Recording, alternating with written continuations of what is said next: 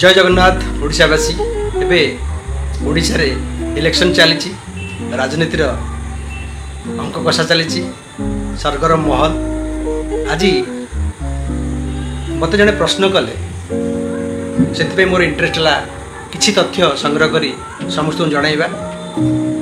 जे समस्ते समस्त पचार कौ चिन्ह तुम भोट दब कौ चिन्ह तुम भोट देल मत जड़े पचारे गोटे ऑप्शन उपर जो ऑप्शन ना थिला नोटा तो आपण मानक भी मुझे किसी सम्यक कथा कहबी जे नोटा कौन और नोटा केबे प्रचलन होता नोटा कहीं प्रचलन होता और नोटार इम्पैक्ट कौन सजेशन कौन इम्प्रूवमेंट कौन जदि साधारण भाव में बुझा NOTA none of the above आ अर्थ हूँ जहाँ सिंबल अच्छी जे जो पार्टी सिंबल अच्छी 1 2 3 4 5 6 7 8 जहाँ भी थी सभा लास्ट रे जो सिंबल टी थी ताकू आमे नोटा कर नॉन ऑफ द एबव आकू जेकोसी नागरिक तार जदि इच्छा हेनी कौन प्रार्थी कि कौन दल को देवाई सी ए नोटा बटन को प्रेस कर जाना नोटा प्रथमे केबे प्रचलन होता नोटा प्रचलन होता 2013 मसीह कहीं प्रचलन होता गोटे लाइन कहबी सुप्रीम कोर्टर जहाँ जजमेंट थिला ताहा भी पढ़ीदेवी आपण मानक गोटे रिट पिटिशन फाइल करा जायतिला PUCL माने होची people union for civil liberties आंको द्वारा गोटे पिटिशन फाइल होतिला जो थे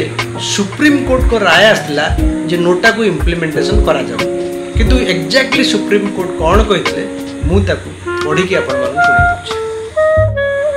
We direct the election commission to provide necessary provision in the ballots paper, EVM and another button called none of the above may be provided in EVM so that the voters came to the polling booth and decide not to vote for any of the candidate in the fray are able to exercise the right not to vote while maintaining their right of secrecy. Sir, संक्षिप्त are अर्थ है जे 2013 मसीह EVM हो बालट भी हो नोटार गोटे option और जेकोसी नागरिक तार यदि इच्छा नथिबो तार से नोटारे भोट प्रेस करी तार मतदान साब्यस्त कर 2013 रे सुप्रीम कोर्ट डायरेक्शन देते नोटा लोकसभा आउ विधानसभा रे प्रचलन करा प्रथमे नोटा 2013 रे विधानसभा इलेक्शन ने प्रचलन करा चारिटी स्टेट रे Chhattisgarh Mizoram Rajasthan and MP and the union territory of India ये प्रथम करी 2013 मसीह विधानसभा इलेक्शन ने नोटा प्रचलन करा एबे नोटा विषय रे किछि रोचक तथ्य जानिबा 2018 कर्नाटक असेंबली इलेक्शन ने नोटा भोट अधिका थिला CPIM और BSP ठारू एमपी रे जो 2018 इलेक्शन होता BJP Congress vote share difference जोटा आम कहवा 0.1% थिला किंतु नोटा रे भोट थिला 1.4%। तो सेतेबेले बहुत लोक जना पड़ुचे एथरू जे नोटा को भी किछि लोक ऑप्शन भाव रे यूज करछथि आ गोटे बढ़िया एग्जांपल म आपन दउची south Gwalior constituency sitting MLA Narayan Singh Kushwah से हारीतिले 121 भोट रे किंतु सेठी नोटारे भोट पड़ता 1550 नोटारे 1550 किंतु सिटिंग एमएल जे थिले से 121 खंड भोट रे हारी जाइतिले तो आपण जानि परंतु जे नोटारे इंपैक्ट केते अछि आउटे रोचक तथ्य मु आपन कहूची नोटार परसेंटेज भोट अधिका थाए किंतु कैंडिडेट को भीतर भोट परसेंटेज को कैलकुलेशन करी विनिंग कैंडिडेट को सिलेक्ट करा जाए फॉर एग्जांपल आप गोटे एग्जांपल दे बुझे देले आप बुझी पारे जदि नोटारे भोट पड़ी 50% किंतु